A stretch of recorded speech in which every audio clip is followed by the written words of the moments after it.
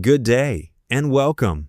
Let's talk about a major political story and controversy making headlines right now. On Friday, U.S. Attorney for the District of Columbia, Jeanine Pirro, announced that the office is dropping the reflecting pool case against former Olympian David Hearn. Jeanine Pirro cited new information learned from the Department of the Interior and Secretary of the Interior, Doug Burgum, though Doug Burgum has completely denied all of it. According to court filings submitted by Jeanine Pirro, investigators learned that all of that peeling paint was right there in that exact same spot where David Hearn picked it up from.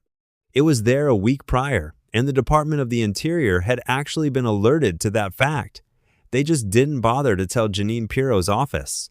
And by the way, the Interior Department also failed to mention that they had already documented that the work itself was hasty and shoddy.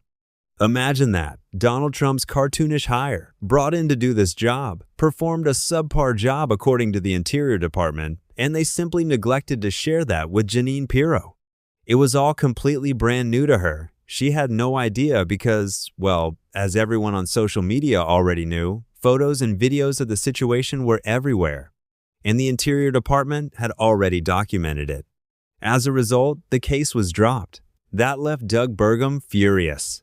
He took to social media insisting, No, we totally gave them everything. We even gave them videos of the vandals. This is all vandalism, not shoddy contract work. So, for Doug Burgum's claim to be true, that they handed over videos of people vandalizing the site, either Doug Burgum is lying on social media, or Jeanine Pirro lied to the court in order to get the charges dropped against this individual, potentially to make her boss, Donald Trump, look bad. Now, which one of those scenarios is more believable? That Doug Burgum lied on social media? Or that Jeanine Pirro lied in court so Trump would take the hit? One of those makes total sense. The other makes no sense at all. After all, these individuals well know that Donald Trump is angry and looking for heads to roll. That is precisely why Jeanine Pirro attempted to throw Doug Burgum under the bus, while Doug Burgum is trying to save his own skin by throwing Jeanine Pirro right back under it. Meanwhile, Donald Trump has already made his decision on who to blame, pointing the finger squarely at Jeanine Pirro. Donald Trump posted on social media saying, I disagree 100% with Jeanine Pirro, the U.S. Attorney for the District of Columbia, on the reflecting pool. I don't know what she was thinking. To me, it was a pure case of vandalism. Oh boy, it sounds like everybody is mad at everybody else, desperately trying to save their own skin in a case that never should have been brought in the first place. But Donald Trump insisted on it, and Jeanine Pirro wanted to play the good little puppet because she knew her job was on the line if she didn't. So she went through with it. It fell apart like every other prosecution she has attempted, and now she is pointing fingers at Doug Burgum. To be fair, Doug Burgum definitely shares some of the blame here, considering the Interior Department he runs had all this information and knew none of the official narrative was real.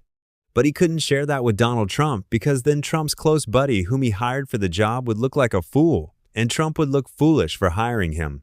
So Doug Burgum allegedly kept it to himself and let Pirro go down in flames, prompting her response, I'm not going down without taking you with me.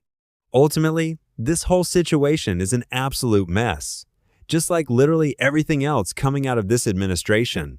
It is perhaps the most hilarious possible ending to the reflecting pool saga, but someone is definitely going to get fired, right?